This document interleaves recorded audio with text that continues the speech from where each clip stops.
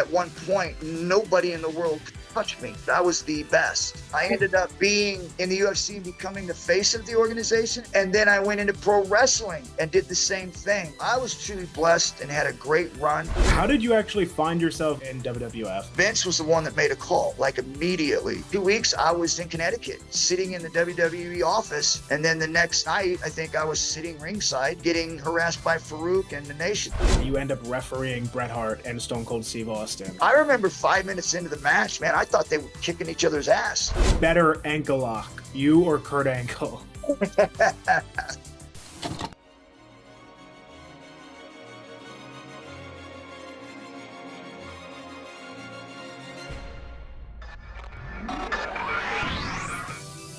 Rewind, recap, relive.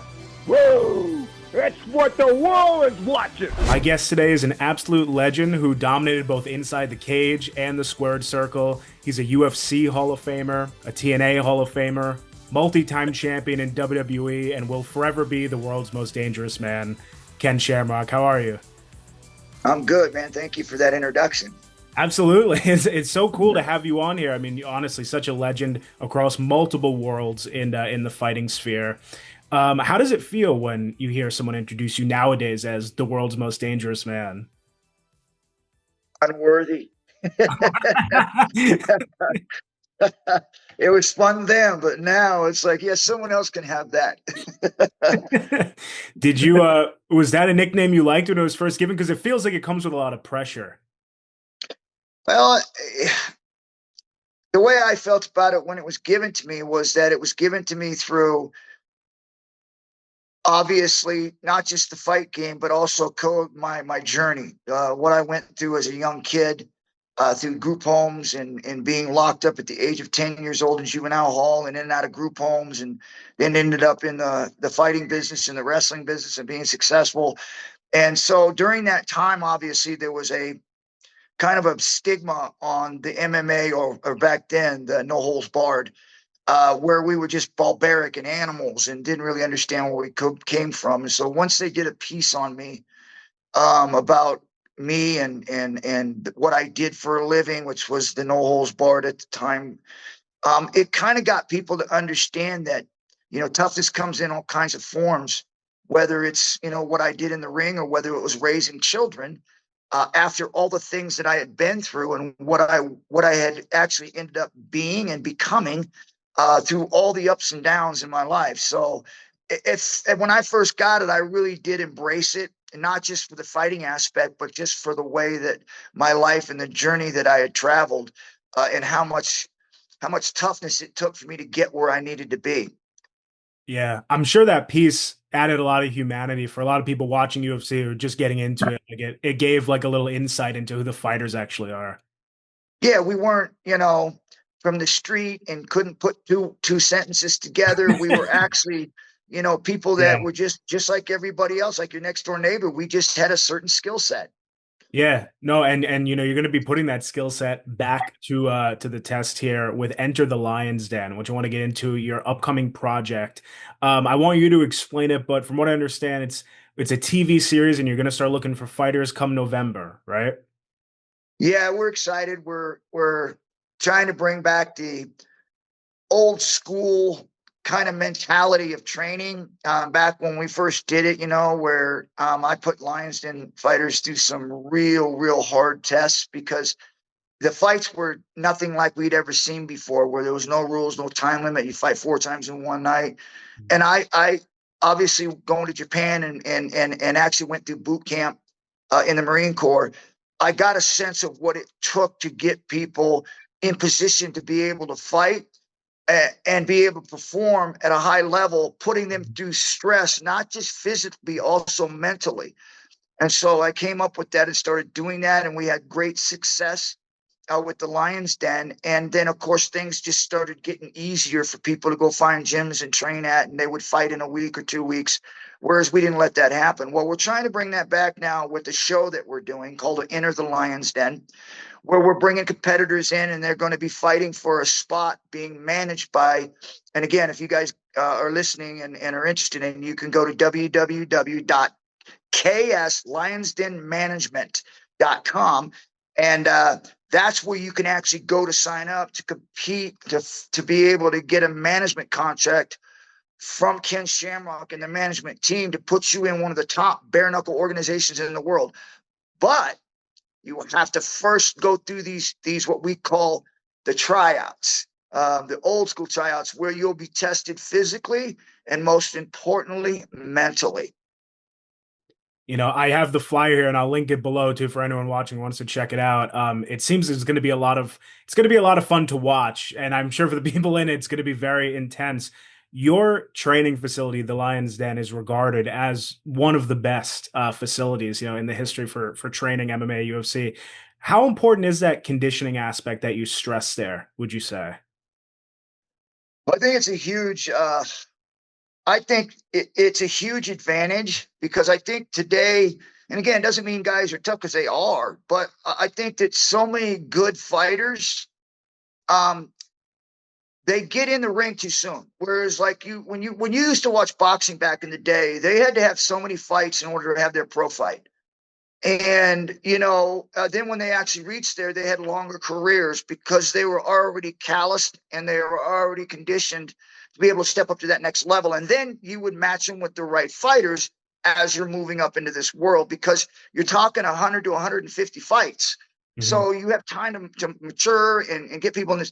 Well, mixed martial arts was much different. It seemed like everybody was just getting thrown right into the mix of it.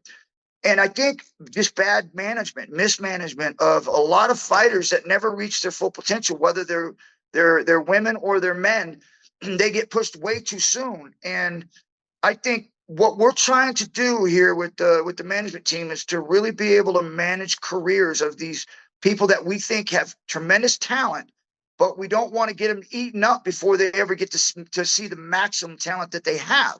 So what we're trying to do is be able to grab those people through these different tryouts that we do on TV and give them notoriety, is to be able to nurture them and groom them so that they're getting the right fights and they're moving up the ladder. So when they get to that time, when they get to have that chance to have a title shot or at least a ranking fight, they are already mature enough, they're already calloused enough, and they're already trained enough to be able to step in there and feel confident in their abilities. Because I'm telling you, I have seen hundreds of fighters that I thought for sure had the ability to move to that next level and be a champion, and they got chewed up and ate up before they ever reached their maximum potential.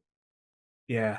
No, I mean, it honestly such good points. And, back to what you said of early on, guys kind of getting in earlier than they should have, or not with the background they should have. Do you remember when you started hearing kind of rumblings that UFC was going to be a thing? Yeah, not really. It was kind of just came on the scene because I was over in Japan, and I was doing well over there. I became the champion, and then I heard this guy basically from the den, the Lions Den, gave me this flyer on this thing, and it said bare knuckle, no rules, anything goes. And immediately in my head, I just thought, okay, no, this is not what we do. This is pro wrestling, because we didn't do that. Like there was no such thing as that. We had commissions, and there were rules and things that you can and cannot do. One of them wasn't being able to kick somebody in the head when they're on the ground, or bite them or pull hair or or any of that stuff. And there was time limits, and there was no time limit on this. So once I heard about it, I kind of made some calls and got a hold of the right people, and they said, no, this is legit. And of course, I was already doing it in Japan. Right. So I said, oh, sign me up.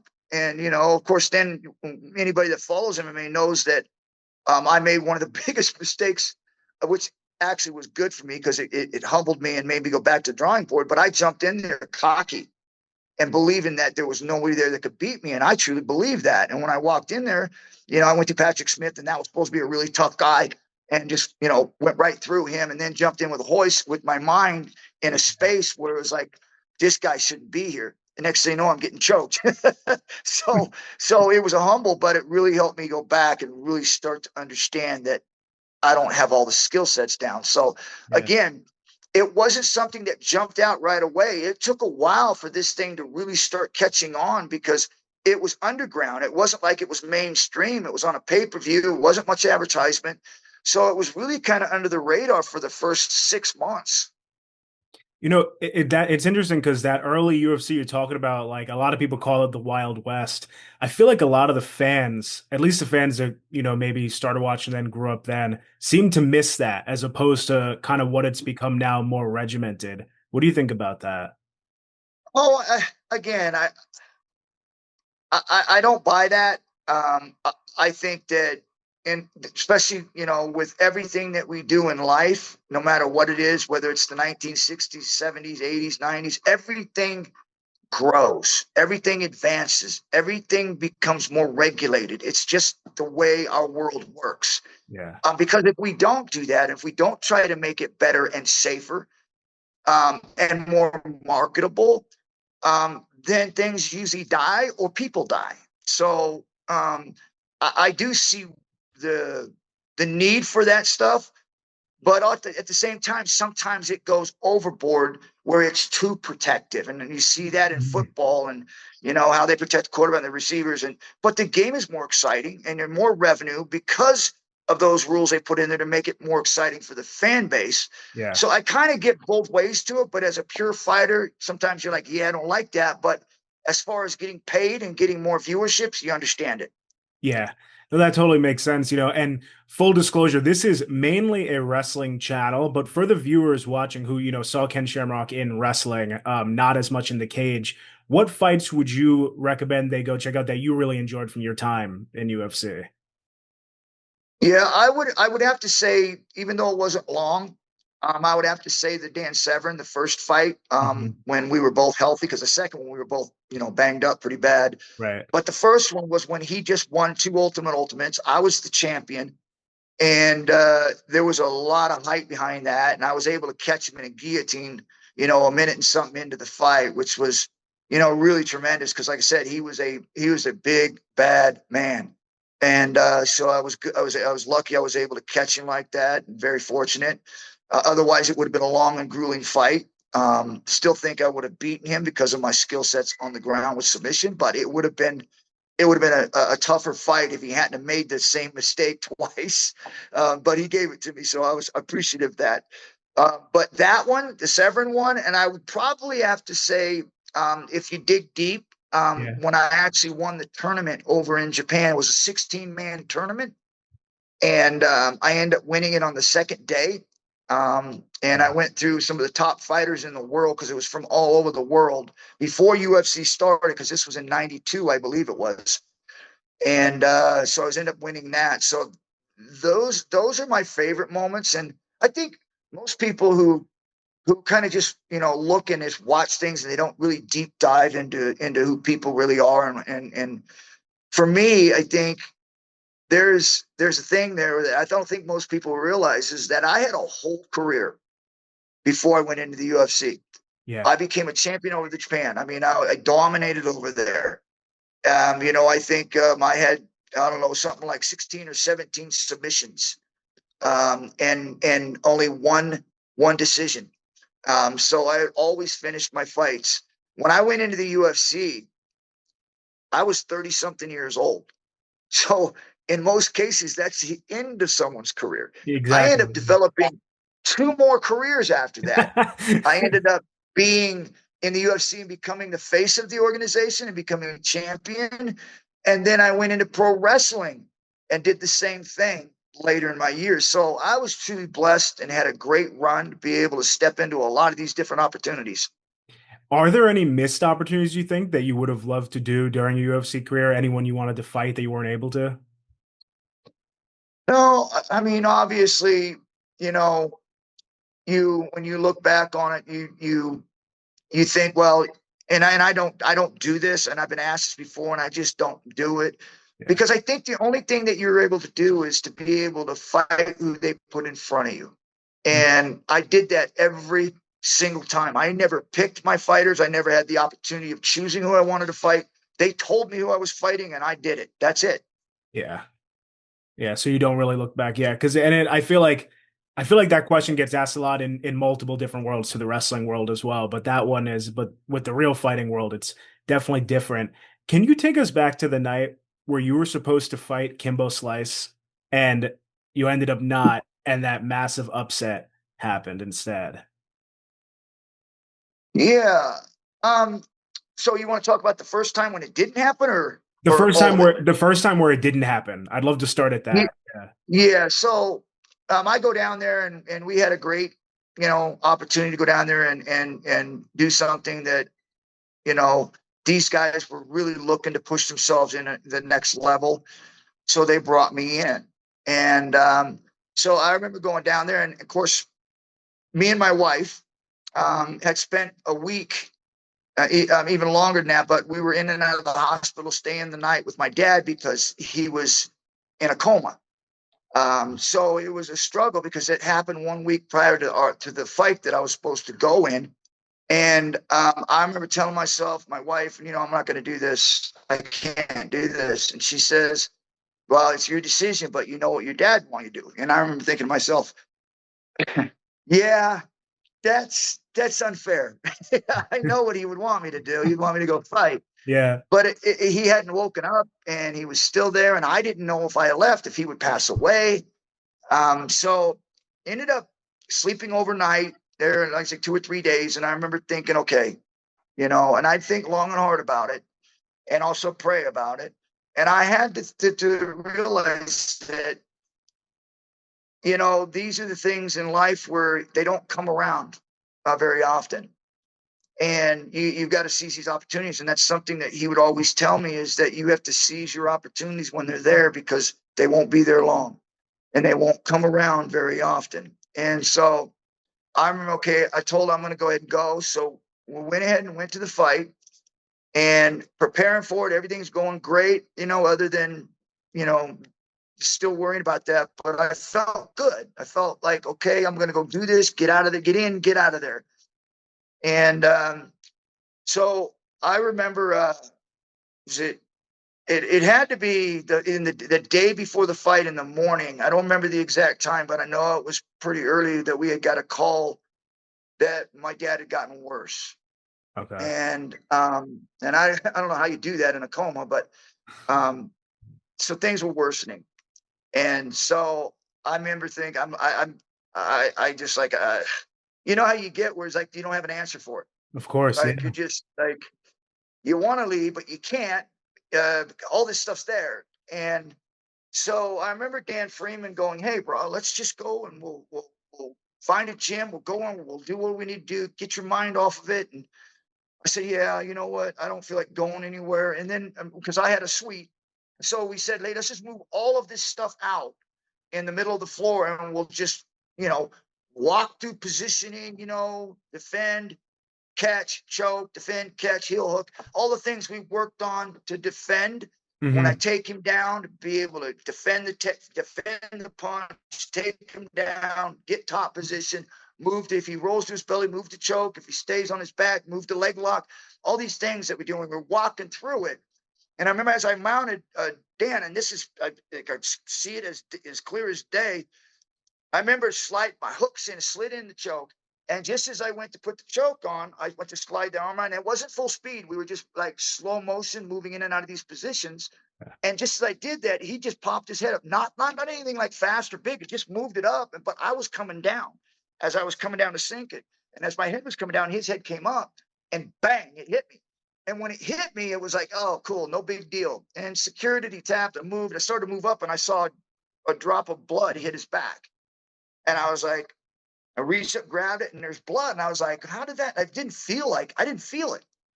And I remember rubbing it, and it was blood on there. And then I said, I'm bleeding. And then he gets up and he goes, he looks at it, cleans up. He says, yeah, you're cut. And he says, I said, well, how bad is it? He goes, it looks like it's going to need stitches. And I was like, shut up. You didn't even feel it. That's crazy. It was that. I mean, it was that anticlimactic. It wasn't like huge or anything. It was just like, yeah, it's just something that just happened. And it wasn't an impact, but it was. Yeah. And I remember we went to the hospital, and here's what I think really makes me angry to this day. I'm still really angry about it because of the things that they said, and it really made me angry because I've never in my entire career ever not wanted to fight, ever. Yeah. And I remember when I went to the hospital, they cleaned it up. They did a double stitch on it. They did the inside, then the outside, because it was that deep. And I remember saying to him, I said, so how is this, how does this affect me fighting? And they go, well, it's a problem. But I said, well, you guys stitched up tight like I asked, because I need to be able to go to them and say, listen, I'll fight. I want to fight. And whatever happens, happens. But I need the best opportunity in case he gets lucky and he catches me with one, that it's not just going to open up and they stop Right. the fight. And remember, the doctor said, well, if they're in tight, he's going to have to hit you pretty good. He's going to have to hit you, connect pretty good in order for it to open it up. So it'll bleed like that. But it might just bleed even though it's still stitched. So I said, all right. So I remember going, and I went to it. And I remember we were rushing, because this, like the day of the fight, we rushed to the actual arena. And when we go in, I'm looking for, say, hey, we need to talk to so-and-so. And we gathered them all up, and we were standing in the hallway away from everybody. And I said, I looked at him, I said, I can fight. I take all responsibility from you guys. Whatever happens, I accept it. I will fight. And they said, no, we can't risk it. And then turned around and said, I did it myself. Said that I didn't want to fight him. And I'm thinking, and that's the kind of stuff you don't see behind the scenes. Yeah. That most people listen to the noise because it's promotion or people that are in charge that are only trying to cover their own ass, because that is not what happened. I literally went to them and told them, I will take full responsibility. Just don't stop the fight. Let me fight. And they said no. That was their words, not mine. I've heard you say before too, like that's just not in a fighter at your level at that time, like to turn down a fight, to turn away a fight. Like that just is not something you were going to do. I mean, I wasn't in the prime of my career, but I knew what I could have done. You know, obviously I did it a little bit later in my career, and I was much, much worse than then. I mean, I couldn't even get up off the ground. Like, my knees were really bad, but then I still have mobility. And I even caught his back and I got a choke on him. And then instead of finishing him, I let go of him. And because he went out, and he's told people he went out. Yeah. But it is what it is, man. And I have no ill towards him. I mean, I pray that he's resting in peace and that his family's doing better. But man, it really makes you angry when you pour your heart into what you love, and then you get some of those people in there that are just dishonest. People that are in a place of being in charge are just dishonest. Because if they would have told people that, Kim came to us and said he would fight, then it takes all of that away. But they wouldn't do that. Yeah. I mean, like you said, they're covering their own ass in that regard, but crazy to hear the backstory behind that, and especially what resulted after that, with that one of the craziest upsets that I've ever seen. And I wasn't even really watching MMA a lot at that time, but just like I heard about that, and I feel like everyone was, oh my God, look at this upset. Look at this Seth kid. Like, look what he just did. Yep. Well, and I know Seth, and Seth is a really great, striker. But his skill set's just like Kimbo. I thought it was a great matchup. Yeah. With guys that want to strike. And so I thought it was good. And again, it sucks that those things happen, but I mean, I'm going to keep pounding on this. You cannot be a person in power and run a promotion and then try to bury your fighters, especially one that was willing to step in there at my own risk and then lie about it. Yeah. No, that is very disrespectful. And then years later, you find yourself in a completely other world, still people in power, but the world of pro wrestling, WWE specifically. I'm curious how, as such a legitimate fighter that you were, how was it kind of adapting to that WWF style? It's not easy. I mean, especially when you're used to being able to let it go, and then you're letting people do things to you. It's tough. But I think when you go in there and you understand what you're supposed to do and what this business is, and you leave your ego at the door, then you do much better, because it really is hard for someone who was, like myself, who was a world champion, and that it's at one point, nobody in the world could touch me when it came to my ground stuff and my striking being well-rounded. I was the best. Yeah. And then you go into something like this and you got to check all of that at the door. I mean, none of that counts. None of that matters. All that matters is you go in and you put on an event that the people in the audience like. Yeah. Completely, yeah, 100%, 180, I feel, for especially from how you were trained. I remember hearing that guys like you and Mark Henry were kind of being brought in around that time to help legitimize WWE. Is that true? Yeah, I don't know how you. I I got to be careful on how I say things. I don't know how you legitimize Mark Henry. Mark Henry is a powerful human being. Yeah. He's not a fighter. It's the same. It's the same thing as people trying to guess who is the toughest guy in WWF, and they put a wrestler up there who has had a few street fights. I just like, I get it. It's entertainment. You let it roll. You don't say anything, but that's just to me like ignorance. Mhm. Like, you can't think that a person who has done pro wrestling and has had a few street fights that can walk in there and beat a world champion in boxing or a world champion in mixed martial arts because they're tough. Ah, Yeah. No, I mean, it goes back to what you're saying, the specific skill set and everything like that. It was cool, I feel, to have, I mean, from a fan of wrestling's perspective, to have the world's most dangerous man, the world's most strongest man, like all of this in an entertainment setting. yeah, it's the entertainment part, I guess, and that's what you have to um, focus on.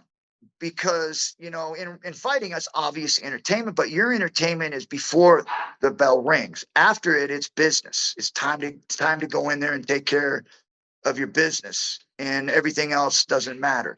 Yeah. In wrestling, when the bell rings, it matters. You're trying to entertain the audience. You want their attention. You want to capture their eyes and their ears.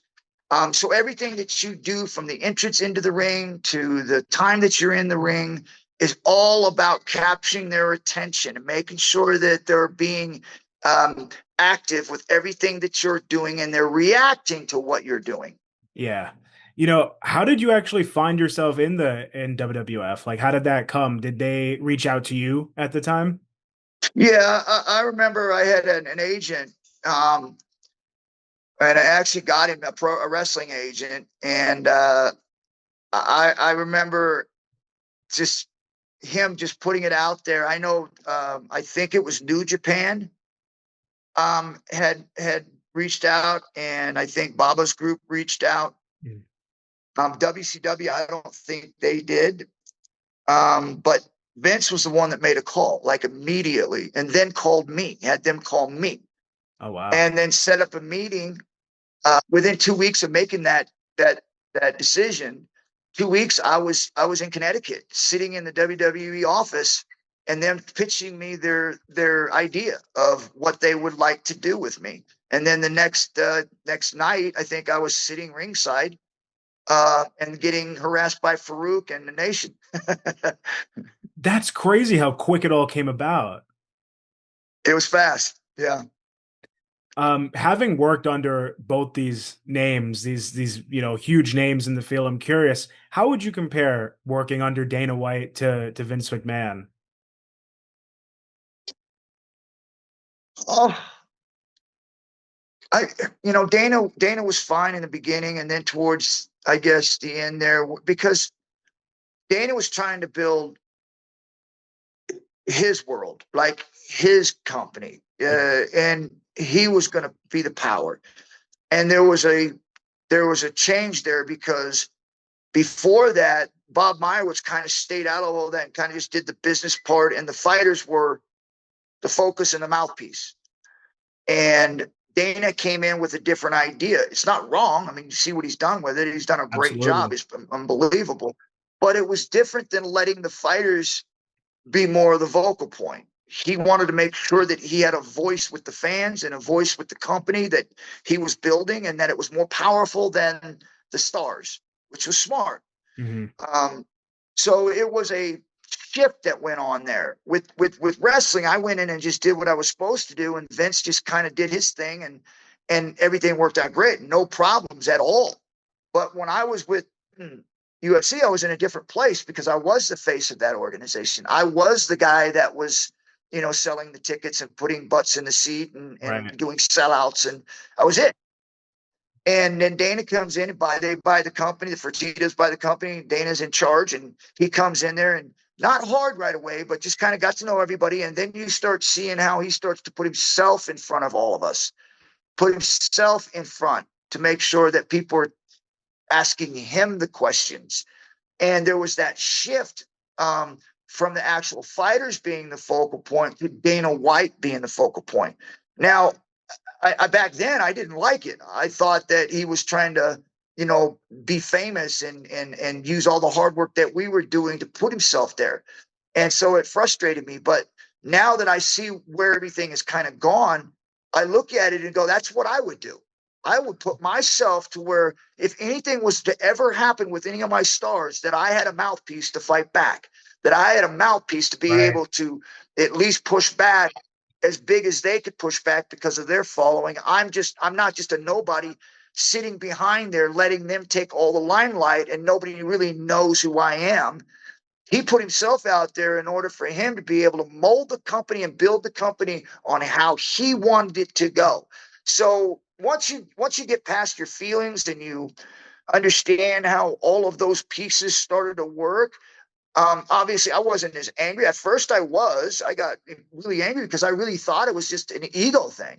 Right. But now that I see how everything is played out, you look at it and go, okay, that makes sense. In fact, that's what I will do and am going to do if and when I ever have this thing take off like his did. That's what I would do because it makes all the sense in the world of being able to keep control of your company. Right, exactly. Yeah, bring it all back. The bare knuckle, enter the lion's den. Yeah, it's almost a way to protect it too, with how much criticism that was falling on UFC. Like to put a figurehead in there, someone that people can attribute. Like he's the top person in the company. If you're going to criticize it, go to him, not the fighters. Almost. Well, also too, in a sense too, he helps control the narratives that are going out there, because if you ask questions to just some of the champions and whatever, you're going to get some wild stories, some wild political views and wild stances and wild thoughts. Yeah. Whereas you got one person to go to after the fight that's going to be the main focus of what that agenda will be after that fight, and that's Dana White. He's controlling all of that. Then you could talk to fighters and they could be as crazy and stupid and smart as they want to be. And it's not going to hurt the direction Dana's pushing and directing the company to go. Yeah. No, definitely. Well said. Did you ever think that we'd see WWE and UFC under the same parent company, kind of side by side now with TKO? That's crazy. I always thought that would be the worst thing that could happen to them, because now you're starting to muddy the waters between reality and fiction. Yeah, no, very true. It's like, what were your thoughts when UFC kind of was going in a theatrical direction too, like with the big entrances and everything like that? Well, they weren't the first to do it. I think Pride was doing that. And so I think it was very effective because it's entertainment. Once the bell rings, obviously it's time to get down to business, and the rest of that stuff doesn't matter for the fighter. But for the business and to keep making money, it's all got to be theatrical. It all has to be entertaining. Yeah, no, true. How does it come about in WWE that you come in, and again, it happened all quickly, that you end up refereeing Bret Hart and Stone Cold Steve Austin, coming in as a ref of all things? Yeah. I think it was really good because obviously when I first went there, I didn't realize, or not realize, I think the proper word is I didn't know whether I was capable of being able to do these kinds of matches that these top guys were doing. And of course, it was always in my head of whether or not I was able to produce those kinds of things, because I had only fought. Obviously I did some wrestling early on, but nothing like at this level. And so there was doubt in my mind. So being able to get in front of a crowd without actually having to produce a match and just do a few spots in there and to really get an understanding of how it all works up close, I think it was a brilliant idea for Bret and Vince and them to, along with Stone Cold, for those guys to get together and say, hey, this would be a great opportunity to really add some reality and give it some, oomph to our match, by having Shamrock in there refereeing it. And of course, they took a big chance with me. Yeah. Because they didn't know whether I was going to screw up their spots in their match, because I had to be in certain places at certain times in order for this thing to work. And I didn't know either until I actually went in and did it. And I remember 5 minutes into the match, man, it was like, because again, I don't know how to fake. I've been fighting all that time. That part of being able to work matches had been gone. Like, Yeah. I don't remember that. And so to go in there and then do it, then I had my doubts, and I didn't want to screw that up for these guys. And so I remember going in there and thinking, 5 minutes into the match, man, I thought they were kicking each other's ass. I mean, it looked like they were beating the hell out of one another, and I just went right with it because I know how to do that. I know how to manage that. And so it really did turn out perfect. Those guys put on a match that, when I was in there, I was not at one bit embarrassed to be there and be able to see what they were doing and how they were thumping one another, and being able to ref that match. When I first started out, I was proud to be a part of that match. It was awesome. That's so cool to hear too. And it's funny that that's the match you ended up being a part of, because that is on so many people's favorite of all time. Like, especially the visual at the end, Austin with the blood. It was incredible, man. Like I said, it was one of those things that will, at least be, if not the best of all time, right up there with whoever thinks of whatever match is. It's right there with it. Absolutely. And, I've heard you talk about how much Bret Hart meant to your legacy, especially, when you got to WWE and so on. But how was it working closely with Stone Cold right off the bat, too, with how over he was? Yeah, So Cold was cool. I mean, like, walk up, hey, what do you want to do? And just really down to earth. And if, again, I had been in the business long, so, some things I would throw out there and you go, yeah, bro, we can fit that right into here. And then, I'd say, do this. He goes, yeah, that won't fit. Like, yeah, probably not there. Maybe we do this here. So he was really good. Him and Brett both were really good at being able to feel an audience before they feel them, like understanding what's going to make them come up and go down, and where those different types of moves would fit, so that you would be able to capture the audience at the right time and be able to pop them. And so I learned a lot, not just from Brett and Stone, but from everyone there that I worked with. I was able to really learn a whole lot, because I think, because of where I came from and understanding that you may think you're it and you may think you know everything, but when you start doing that, you will end up getting yourself humbled. Right. And so going into wrestling, I made sure that everybody knew that I knew that I needed a lot of work to be where every single one of them are at. And so I would always ask questions. I would always ask them, whoever I worked with, what do you want to do, man? I'm open to whatever. I just had to be able to stick with who I am, which was the submission game, and how we fit it into your wrestling game. And I was always the one listening as they would help me actually put these matches together, because I don't care if they were on the first match of the card or where they were in the middle or main event, they were all pros. Yeah. Oh, absolutely. I mean, especially during that time. Do you have any favorite memories of learning things with Bret early on? And I think the one thing with Bret is that I think most people who meet Bret sometimes get off on the wrong foot, because he's not a guy that's gonna make you feel warm, right? He's not a mean guy. He's not mean or anything like that, but he's just one of those kind of guys that when you talk to him, you're gonna get truth.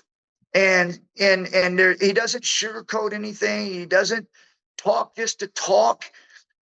When he does say something, it's direct, and sometimes direct makes you feel uncomfortable. But it isn't like he's doing it to be mean. He just who he is. Yeah. That's funny. Wow. And I mean, did you like that early on? Because you were just kind of getting your footing there. You appreciated No, the No? I responded better to being challenged verbally. with whatever it is that I'm Yeah. doing. I'm not looking for anybody to pat me on the back and say, hey, that was pretty good. No, tell me it was bad. Don't tell me it was pretty good. Tell me the truth. And you get that from Bret. Also from Stone Cold. He's the same way. He's like, Yeah. hey, you know.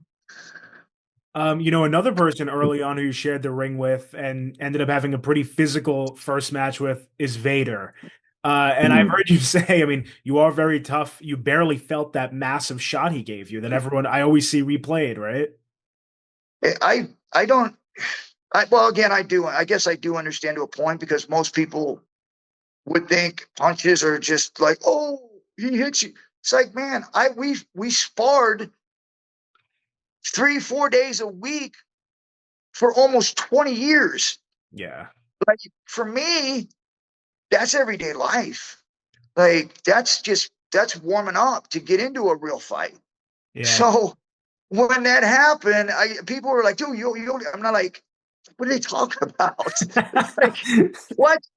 It's like, and that's where you get the disconnect Yeah. of what the wrestling world thinks is tough and what the actual world of fighting is tough. Yeah. No, and you being kind of like straddling between both worlds too. I'm sure it was like a confusing time until you really did fully get your footing in WWE. One match I read about, I never seen it though. You returned back to Japan and with FMW and you have a steel cage match with Vader. Yeah. What was that one like? That was interesting too. I think that's when I think it's when I actually had my first torn lung. I started coughing up blood because I had a tear, one of those paper tears in my lung, and it was going on for months. And every time I would hit, I would cough up blood, and it just kept getting worse and worse. And I couldn't figure out what it was. And then finally, I went to the doctors too, like 2 different times, and they couldn't find anything. And then I went to somebody that was supposed to be some sort of specialist, and they ended up finding that tear in my lung. And they said and then this is where it got really bad, was because I just kept going because we couldn't find anything wrong. I thought it was blood vessels or whatever. I don't know how it all works, but there just didn't seem to be anything they could do because they didn't know what it was. But when we finally did figure it out, that my lung, every time I was getting slammed, and the impact that I was getting was each time it was tearing like a paper thin. But each time I slammed, it would open up in the same spot, and then I would cough up that blood. And they were saying it was getting to a point to where it was going to rip and stay open, and I would drown in my own blood. And so that right there kind of opened my eyes and said, okay, maybe I better get this fixed. But I didn't know that until I did it in Japan with Vader. I couldn't finish the match because we got really to a point to where I was choking on the blood. And so that's when they really started to do all these different things to try to figure out what was going on. And that's when they found it. Wow. So but you made it through that match? No, I couldn't finish it. Oh, you couldn't finish it? I mean, we did because okay. We did, but we called it short. I called it. I told him I choking. So we ended up calling it. He finished it short. Wow. Yeah. That's insane. I feel like everyone always talks about the nose breaking or that big shot, but that's wild. That's steel cage. Yeah, the nose shot I didn't realize until he mentioned it, and I apologize because I didn't. Like I said, to me those were easy shots, but when you're bringing your head down and the knees coming up and you're not blocking it, I could see how that might be a little more snug than it should have. And then when he threw that punch, I rolled with it, and I didn't, and everybody went whoa, and I just thought, wow, must have been good, right? And then when I went backstage, they're all like, "You okay?" And I was like, "Wow." I said, "We sold that well." And then Vader goes, "You okay?" And I go, "What are you talking about?" He says, I came around with that punch, and I was like, I didn't feel it. I didn't want to like say couldn't hit hard, but I was like, bro, I didn't feel a thing." You didn't realize the injury to Vader or the receipt that he tried giving you. That's so funny. Not until he came backstage and we talked, and he was very happy with the match, and everybody else was like, "Dude, that was a badass match. You guys beat the hell out of one another." And I was like, "What?" Huh? At what point do you start making tap out a thing in WWE? Was it like gradual, or is there a specific moment that you started bringing that in? Well, I think it's I think it was a gradual thing because anytime that you do it, everybody didn't even realize it was happening because anytime anybody would start doing this, they would be saying, I quit, even though they're tapping the mat. But it wasn't until about probably halfway through the first year that it became a thing because then it was like they were actually marketing it as a tap out, not as I Right. quit match.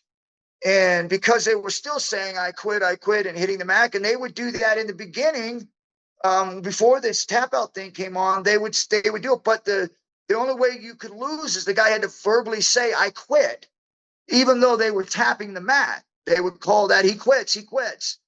But it became an actual tap out when it wasn't. It had nothing to do with your verbal. It had to do with you tapping the mat. And I think that was about halfway through where it literally became a tap out, like, and started to go right alongside with the world of MMA. Yeah.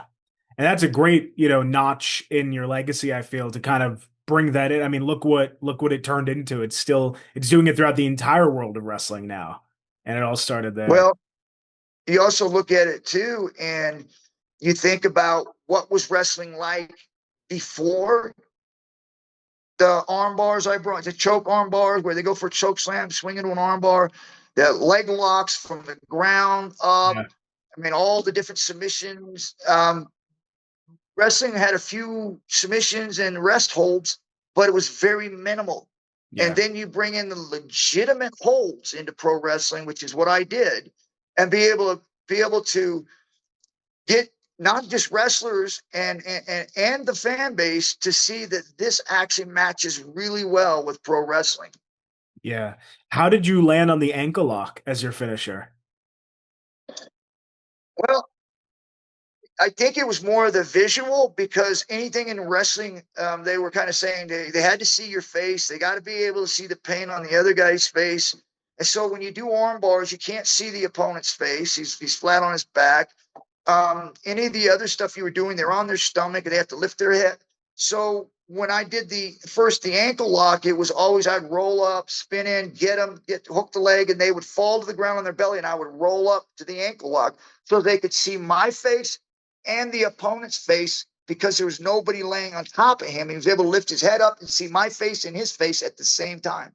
Yeah. That's it. Okay, so there's really like a science behind it. Who do you think Yeah. had the better ankle lock, you or Kurt Angle? Well, listen, I got to say, Kurt Angle does a really good job at being able to do the entertainment ankle lock. But when it comes to the actual leg lock and the legitimacy of it, I don't think you got to question that. No. That's the world's most dangerous man. Right. Yeah. What would that dream match have looked like? So many people wanted to see like a prime Ken Shamrock and Kurt Angle, I feel. Have you ever thought about that?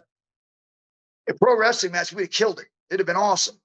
No doubt. He had an engine and a motor that was second to none, and I had the same thing. We would have put on boy, especially they let us go 40 minutes to an hour with a Yeah. 3 fall. We would have been top speed for the whole 60 minutes. Damn. That would have been so cool to see. It would have been. But I mean, your legacy side by side are also just so great. Another person who meant so much to yours is The Rock. Do you remember when you first met him? I don't. I do remember when he was first starting out. It was funny too because I could see how, even though he had his family and they were part of the business for a long time, when he was doing his stuff, it was like he was trying to control his character too much. You could see it, like it was. And I hadn't been in the business that long, and I've gone in there and I just went right away. People bought into me because I was real, like I just did it, and that's who I was. But with him, he was trying to create something that was I think was new to him, like. And then he was thrown in with a bunch of guys, and it just seemed like they were handcuffing him because he had to play something that he wasn't comfortable with. Yeah. I think once they kind of pulled him away from people that were trying to manage his character all the time and just allow him to kind of just be free and kind of freelance the direction he wanted to go, you just saw him take off. And I think that was the biggest thing that could have happened to him was him being able to separate from the nation Mm-hmm. and be able to start having his own character and free flowing into where he thinks his character wants to go. Yeah, that's good. I mean, I feel like he is one of the kings of just thinking on the fly in wrestling in terms of like a character development stance for sure that we've ever seen. I can't not talk about the chair shot. I've heard you say that you loved it. You enjoyed the chair shot that he gave Yep. you. Did The Rock have anything to say about that afterwards, though? Well, again,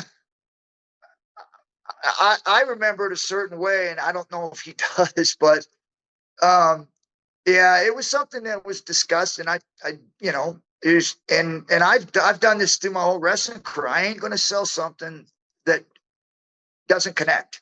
I'm just not going to do it. It would hurt me as my character, the world's most dangerous man, and what I've accomplished up to that point. So I wasn't going to do any of that where you're going to hit me in the back with it, and I'm going to fall. And guess you're going to give me a chair in the back, and I'm going to no. Yeah. And you're not going to hit me in the back of the head because I can't see it, and that's the worst place to hit me.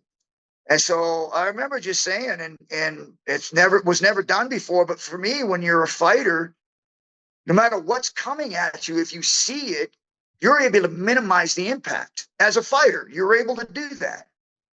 And so I just said, told him, I want you to swing in my face. If you don't swing it, I'm not selling any. From my records, I remember him saying, oh, I'll swing. And it was like, okay. And so when he did it, it was exactly as I thought it would be, because in football, before they tried to take the helmet out of the tackle, you tackled with your forehead, like head up, and you throw your arms into it and you stick them because it's the thickest bone in your head. And so my logic, just like with fighting, is like the ones that you don't see are the ones that knock you out. So I just basically said, hey, swing. As I come up, you swing it. I'll do the rest. Don't try to aim it. Don't do anything. Just swing for my face, and I'll take care of the rest. And the sound, I mean, it echoed. Like to believe that noise came from a metal object hitting your head is crazy. But the science behind it, again, I mean, you were definitely prepared. What did the conversation look like to have The Rock technically appear virtually in TNA for your Hall of Fame induction? Yeah, I was honored. Like I said, he's a busy guy. I'm busy, but not like him, and more in the Right. The audience's eyes. Obviously, he's out there in front of that huge fan base. But I do understand how busy we can get, and so I know I reached out to him and wasn't able to get on him directly, but I went through the channels in social media, and he reached back, and so I was truly honored for that. Really appreciative of that. Especially I know how valuable his time is. So I was really appreciative of him stepping up and doing that for me. It was such a cool moment, very genuine too. Yeah. To see that happen. I'd love to ask you about someone who I don't hear a lot of stories of. Seemed like a lot of people liked him, but you were tag team champions with him, Big Boss Man. Do any fond memories come to mind from that tag title run with him? Yeah, it's a shame too, because I didn't know him, early in his career, but the time that I knew him, which is probably about 2 years, he really, and if there was people that didn't like him, the things he heard about him, I didn't see it. I mean, he was a really good guy. He turned his life around. He was out there helping people, people who were, hadn't been doing very well. He was helping people that were, struggling. And then he would come to work every day, and he was on his toes and very professional. I was very happy to be a part of his tag team with him, and I thought he was a straight up guy, just a very genuine guy. Yeah, I feel like when you go back and see the clips, like now watching wrestling, now go back and watch some early Big Boss Man. Like he's way more talented than I think a lot of people give him credit for in the ring. He's like Vader. I mean, like you see guys that big, and they're not supposed to be able to move like that. Absolutely. Yeah, a lot of stuff he was doing. And then he had a lot of fun gimmick matches that are memorable. He had the jailhouse, he had the kettle and all that stuff. No, he was great. He was a character. He was funny. He was a really funny guy. Yeah. Okay, I'm curious now. So I'm gonna list some names of wrestlers who went from wrestling in WWE into the MMA and UFC world. And I'd just love to hear some thoughts you have on them making that swap, if you saw it. The first one, obviously, Brock Lesnar. What did you think when he made that jump from WWE to UFC? It was the best thing he could have done for his career and his legacy because it really showed how dominant he was, not only in the UFC but his character in the WWF. Yeah. Yeah, absolutely. How about CM Punk? Did you see the fight that he had? CM Punk is one of the guys I just saw not too long ago. Oh, He wow. was he was a guy that I just told him. I remember talking to him straight up and said, "Bro, that what you did was awesome." Because I think people in the world today, so many people are afraid to step out and do things that they're uncomfortable doing and things that would help them become more successful, but they're afraid of failing. And I just think that, doing something like that, it shows people that, listen, you can't stay in a bubble your whole life. You got to step out of your comfort zone and challenge yourself and then be able to follow things that you truly want to follow and not be pressured into staying in that bubble because people are afraid you're going to fail or you're going to be afraid to fail. You got to step out, man. You live one time and one time only, and you got to be able to take advantage of every single opportunity that comes your way that you want to do. Yeah, I think that really is the flip side that more of the wrestling world had to see with that move that he made, that jump. Because I mean, the work he put in was visible to do that, and just because the result wasn't there, like it doesn't matter. You know what you're saying, I think, is more important than the actual result. Life is short, man. And and he was successful, he didn't have to go anywhere, but his heart was telling him, I really love this. Yeah, And I want to be able to challenge myself and be able to follow a dream that I want to be able to see if I can do. And he did it. And in that position, I'm telling you, 99.9% of the time, they don't do it.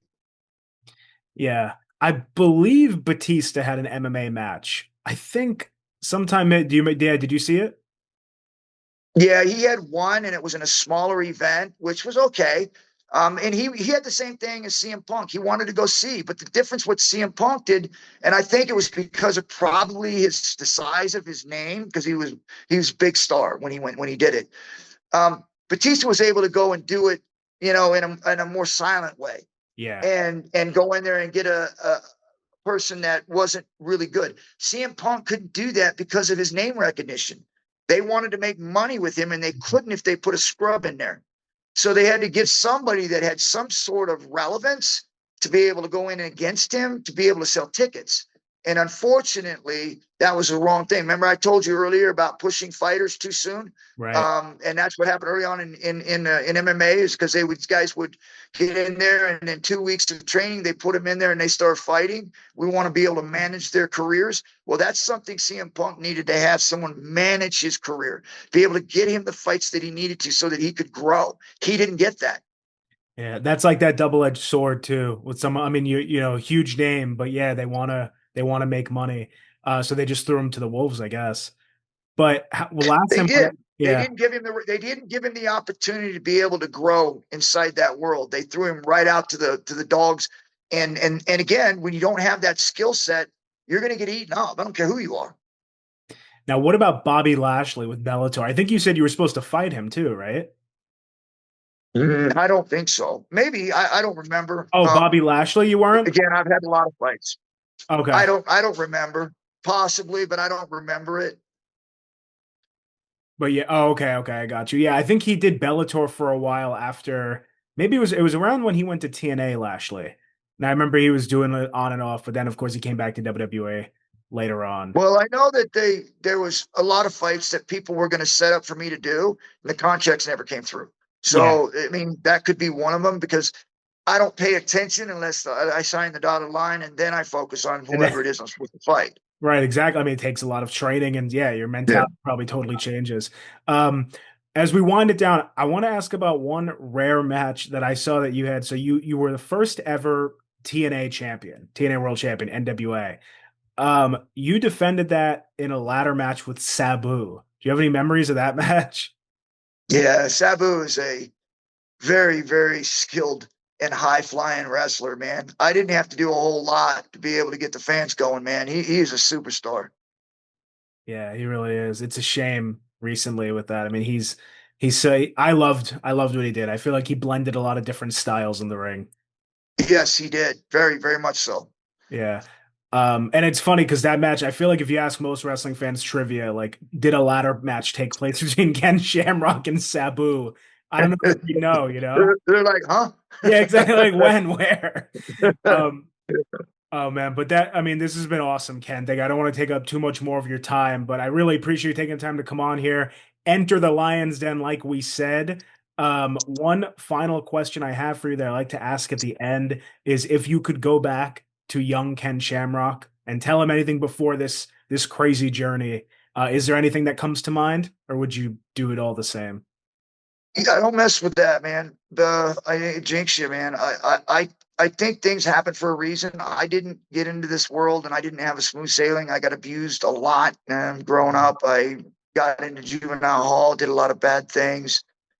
So where I'm at right now, I am truly blessed to be where I'm at. I have a great family. I just, yeah, you can go back and tinker here and there, and sure, people always have little things they would like to change, but you never know how things are going to turn out if you change one little thing in your life. So I'm Right. happy, man. I'm happy. Good. And we're happy to see it. I love it. I love to hear it. And enter the Lions Den. Check out that form below if you want to enter any fighters. Any last words, Ken? Yeah, look forward to the future. Bare Knuckles coming. It's the next big thing. And you want to get on that wagon and you want to join, enter the Lions Den and be a part of our management team and go in and start fighting in some of the big leagues. We will see you in Dallas.